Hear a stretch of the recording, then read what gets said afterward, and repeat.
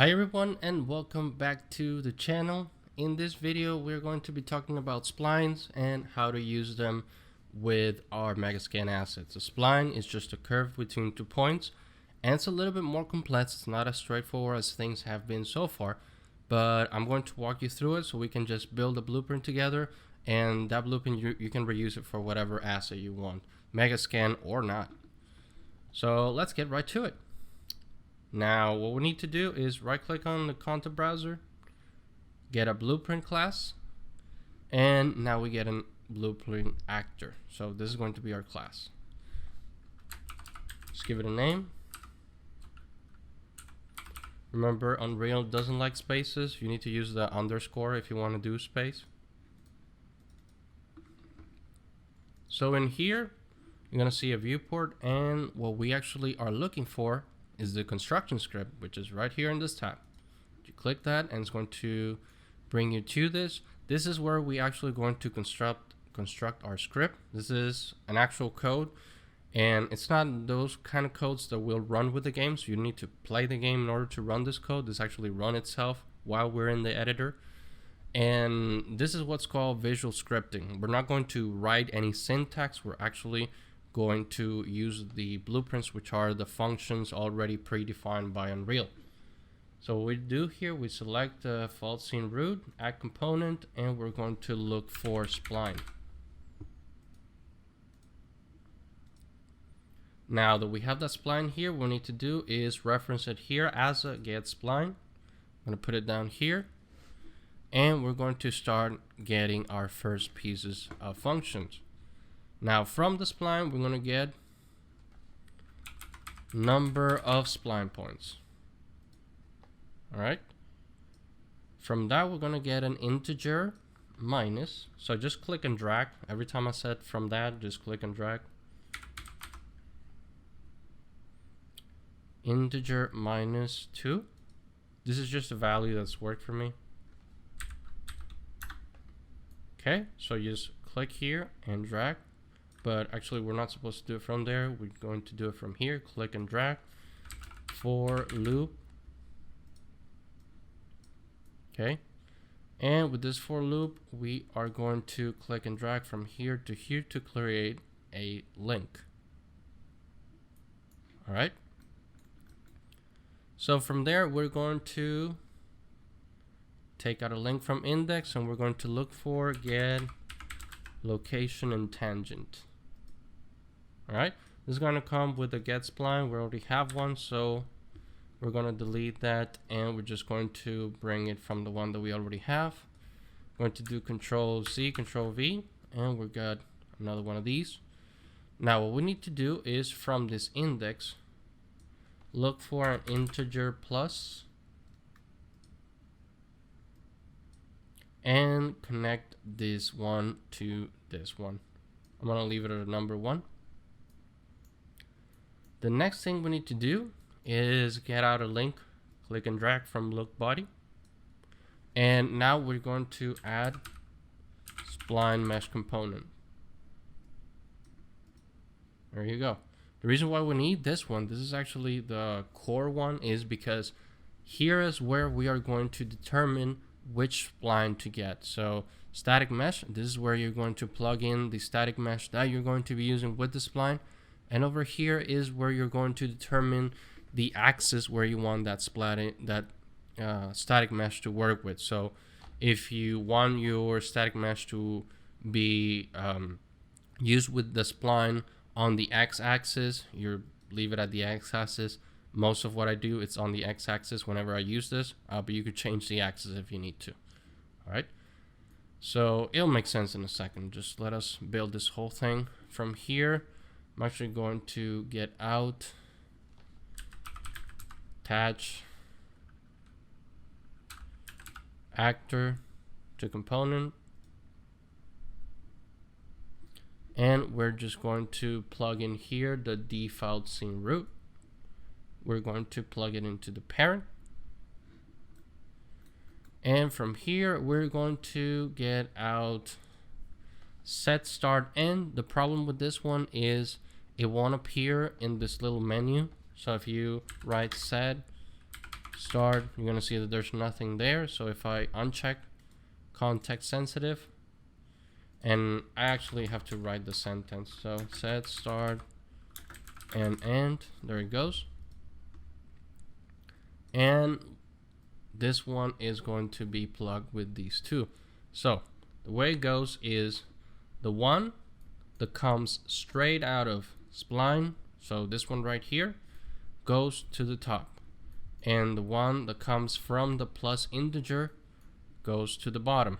So the one from the top goes to the start position, which comes from straight out of the spline, and the one, actually these two come from the spline, I forgot this one, but this one comes straight out of the for loop. I'm sorry, it's for loop, not out of the spline. So the one that comes straight out of the for loop goes to the start position, and the one that comes from the plus integer goes to the end position. All right, sorry about that. And now let's just do the plugging in. So 1, 2, so location with position and tangent with tangent. All right, and of course we need a target. So the target is going to come from here. All right, I think we are done. Let's compile and see if there's any errors. There are no errors. So it compiled. When you hit compile, that means it runs the code. If there's no errors, then it's going to give you this little check. If there is an error, it's going to tell you which is the function that is giving you the error, and it's going to say error over here. All right, but if you compile and there's a check, that means you're all set. Now what we need to do is go into this one, and actually we need to attach a mesh. So I'm going to make this a lot smaller. Whoops, I just lost my camera. There you go. I'm just going to get out here, and we just need to make this really small so we can see both things at the same time. All right, now what we need to do is add our mesh. So what I'm going to do is go into my Megascans 3D assets, forest terrain, which is something that I wanted for my tracks. Throw it in here, compile, successful, and we're gonna bring it out here. And not this one, I actually brought the asset and not the blueprint class. Just bring the blueprint class, and let me just uncheck game view. And you're gonna see now, if you're out of game view, that you have a big ball right here and you have one dot right here. That means that we have a spline. What we can do with the spline is we actually can extend this, and you're gonna see that it does stretch up to a point. So you can use this with any asset you want. However, there's a correct way to do this, and it's not really with this asset. I'm just going to show you this way because, hey, it's just to have fun with this. So you can extend it to a certain point before it starts stretching, like let's say over here, and then we hit Alt and we take another asset. Now this is the problem why using it with an asset like this doesn't work, because you're gonna get this right here. So I'm just going to delete this, and I'm going to get back here, and I'm gonna show it to you with an asset that is actually made to do this, which is the snow track. So if we go here and we look for Icelandic, snow road, sorry, modular snow road, and we throw it in here, compile, and I put it here, you're gonna see that, whoops, this one actually works. So not every single asset is made to be used this way. You can see that you can stretch this and it doesn't look as awful as it did with the other one. And you can also hit Alt, and you can have as many points as you want. You can see that you can rotate it, and it still looks great. All right, so that's how you use a spline.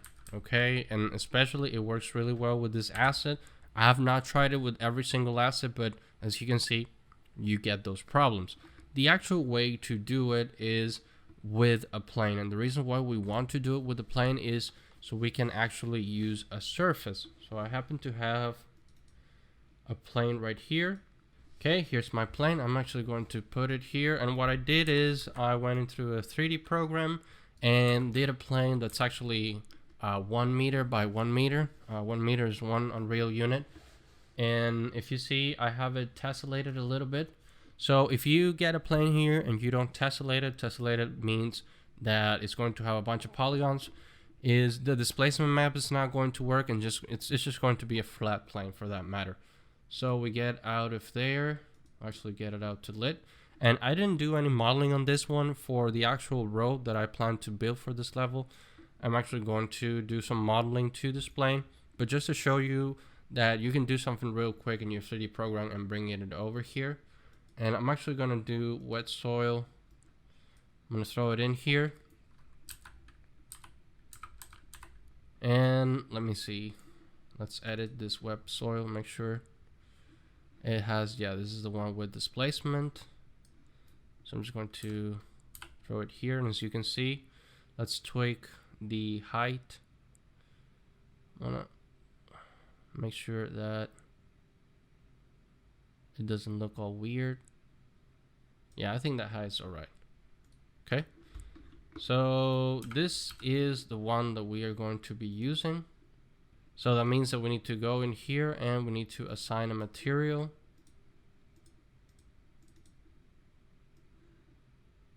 Just assign a material to it, and once you do, just go back to over here and we're going to assign that to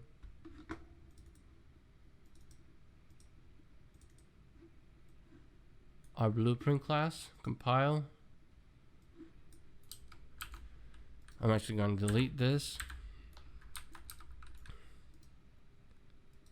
Now we actually have something to work with, and as you can see, it tiles really nice. So I can actually have a terrain, and if I wanted to, I could grab these points. All I'm doing is hitting Alt to create different points. So we can have a road going around here.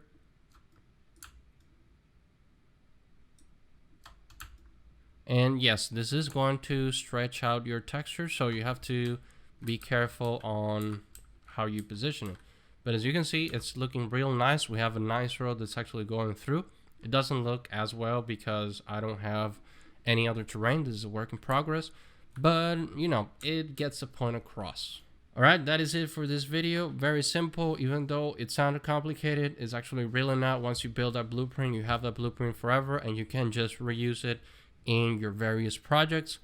Hope you guys liked this video. Leave me your comments down below. If you have any questions or any suggestions, please like the video and share it around so it can get to more people. And I'll see you in the next video.